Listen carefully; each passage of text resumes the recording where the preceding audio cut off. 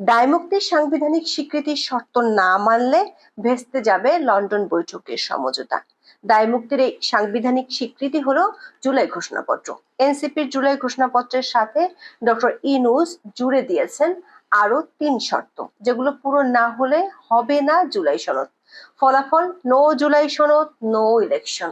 বেশ কয়েকবার হিমাগারে চলে যাওয়া জুলাই ঘোষণাপত্রের আলোচনা নতুন করে উঠে এসেছে। সরকারের কিংস পার্টি বলে পরিচিত এনসিপি সংবিধানের রাষ্ট্র পরিচালনার মূলনীতিতে জুলাই ঘোষণাপত্রের স্বীকৃতি ও কার্যকারিতা চায়। অন্যদিকে জুলাই ঘোষণাপত্রকে সংবিধানের মূলনীতিতে অন্তর্ভুক্তির বিষয়ে একমত নয় বিএনপি।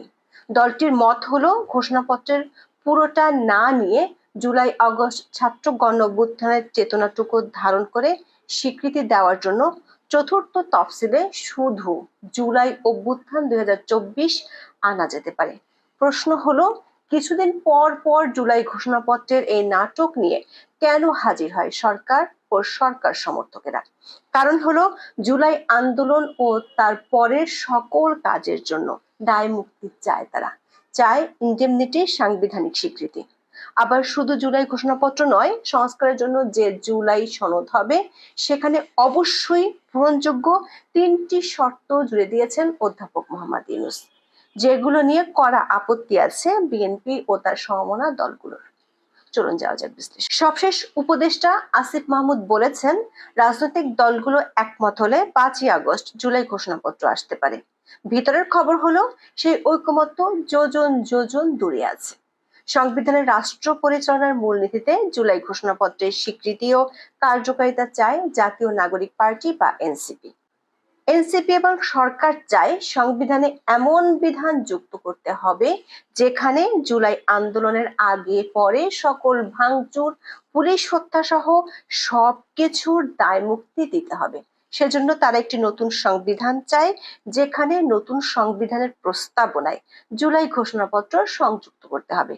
কিন্তু তাতে রাজি নয় বিএনপি। প্রশ্ন হলো, এই দায় মুক্তি বিএনপিকে রাজনৈতিকভাবে কতটা সুবিধা দেবে, নাকি বঙ্গবন্ধু হত্যার ইনডেমনিটি অধ্যাদেশ কিংবা অপারেশন ক্লিন হার্টের মতো ঘটনাকে ইনডেমনিটি দেওয়ার সাংবিধানিক বৈধতা দেওয়ার মতো আরো একটি বিতর্কিত ঘটনার দায় বহন করতে হবে বিএনপিকে? বিএনপি আপাতত এমন দায় নিতে চায় না। দলটি মনে করে জুলাই ঘোষণাপত্রকে সংবিধানের মূলনীতিতে অন্তর্ভুক্ত করার মতো বিষয় নেই। এই বিষয়ে দলীয় স্থায়ী কমিটির সদস্য সালাউদ্দিন আহমেদ বলেছেন, ঘোষণাপত্রের পুরোটা না নিয়ে জুলাই আগস্ট ছাত্র আন্দোলনের চেতনাটুকু ধারণ করে স্বীকৃতি দেওয়ার জন্য চতুর্থ তফসিলে শুধু জুলাই অভ্যুত্থান 2024 আনা যেতে পারে। 11ই জুলাই রাজধানীর ফরেন সার্ভিস একাডেমিতে রাজনৈতিক দলগুলোর দ্বিতীয় ধাপের সংলাপের 11তম দিনের আলোচনা শেষে সাংবাদিকদের এমন কথা বলেন সালাউদ্দিন আহমেদ।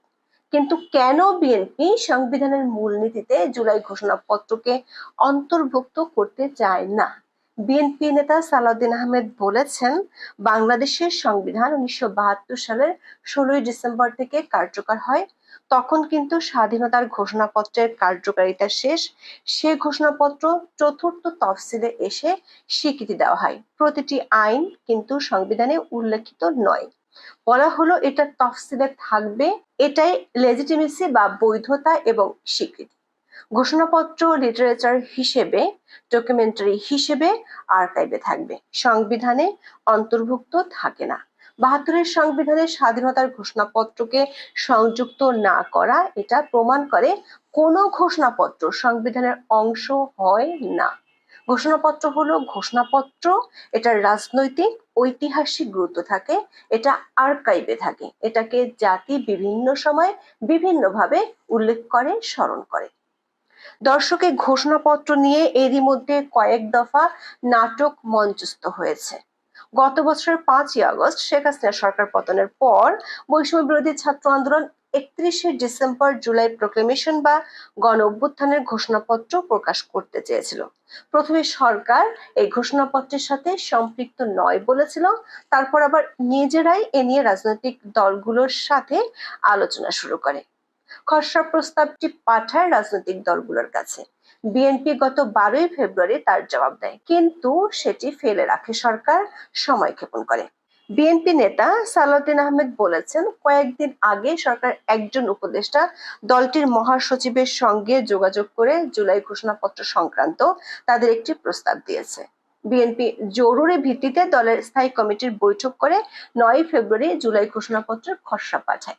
দৈনিক যুগান্তরের এক রিপোর্টে বলা হয়েছে, সেই খসড়ায় সরকার ও এনসিপির সাথে বিএনপির যোজন যোজন দূরত্ব আছে। বিএনপি মনে করে জুলাই আন্দোলনকে সংবিধানে স্থান দেওয়া হলে তাতে ভবিষ্যতে জটিলতা বাড়তে পারে। কেউ কেউ আবার স্বৈরাচার বিরোধী গণ অভ্যুত্থানকেও সংবিধানে রাখার দাবি তুলতে পারে। এজন্য তারা রাজনৈতিক দলিল হিসেবে রাষ্ট্রের আর্কাইভে 2024 সালের ঘোষণাপত্র সংরক্ষণের পক্ষে মত দিয়েছে।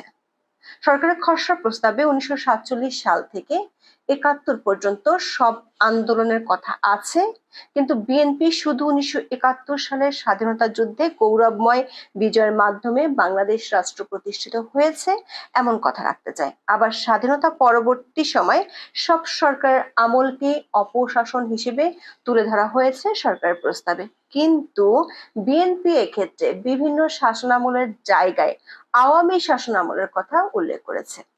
সবশেষ পরিকল্পনা উপদেষ্টা ওয়াহিদুদ্দিন মাহমুদকে জুলাই ঘোষণাপত্র চূড়ান্ত করার দায়িত্ব দেওয়া হয়েছে। সূত্রগুলো বলছে, উপদেষ্টা নিজেই এ নিয়ে হতাশ হয়ে পড়েছেন। বিভিন্ন ইস্যুতে অন্তর্বর্তী সরকারের প্রায় মুখোমুখি অবস্থান নিয়েছিল বিএনপি, কিন্তু হঠাৎ করে বদলে যায় জুনের দ্বিতীয় সপ্তাহের শেষে সে অবস্থান। লন্ডনে 13 জুন প্রধান উপদেষ্টা ডক্টর মোহাম্মদ ইউনূসের সঙ্গে বিএনপির ভারপ্রাপ্ত চেয়ারম্যান তারেক রহমানের বৈঠকের পর আসে যৌথ বিবৃতি। এতে বেশ কিছু যদি কিন্তু রেখে আগামী রোজার আগে নির্বাচন হতে পারে বলে জানায় সরকার।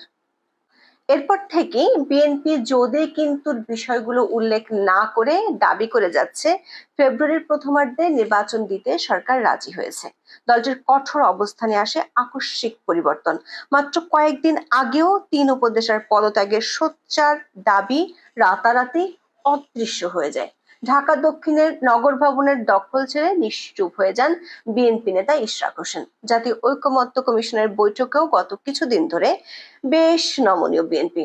আওয়ামী লীগ সহ কোনো রাজনৈতিক দল নিষিদ্ধের ইস্যুতেও নিজেদের অবস্থান থেকে সরে এসে আওয়ামী লীগকে নিষিদ্ধের জন্য সরকারকে ধন্যবাদও জানিয়েছে। আগে অনেক বিষয়ে কঠোর অবস্থান দেখা গেল, এখন তারা তুলে ধরছে ছাড় দেওয়ার তালিকা। দলের মহাসচিব মির্জা ফখরুল ইসলাম আলমগীর 6 জুলাই সংবাদ সম্মেলন করে দাবি করেন, সরকারের গঠিত সংস্কার কমিশনগুলোর বেশিরভাগ প্রস্তাবই তারা মেনে নিয়েছেন। যুগান্তরের এক প্রতিবেদনে জানানো হয়, 4টি কমিশনের মোট 587 প্রস্তাবের মধ্যে 436টিতেই সায় দিয়েছে বিএনপি। এর মধ্যে দুদক সংস্কার কমিশনের 47 সুপারিশের 46টিতে, জনপ্রশাসন সংস্কার কমিশনের 208 সুপারিশের 187টিতে, বিচার বিভাগীয় সংস্কার কমিশনের 89 সুপারিশের 62টিতে এবং নির্বাচনী ব্যবস্থা বিষয়ক সংস্কার কমিশনের 243 সুপারিশের মধ্যে 141টিতে একমত বিএনপি।